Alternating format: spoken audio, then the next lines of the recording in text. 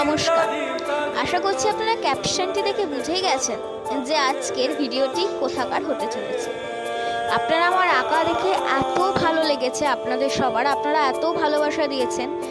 তো সেই জগন্নাথ দেবের আঁকাটি আমি কোথায় বসে এঁকেছি আজকে আমি সেখানেই আপনাদেরকে নিয়ে যাচ্ছি।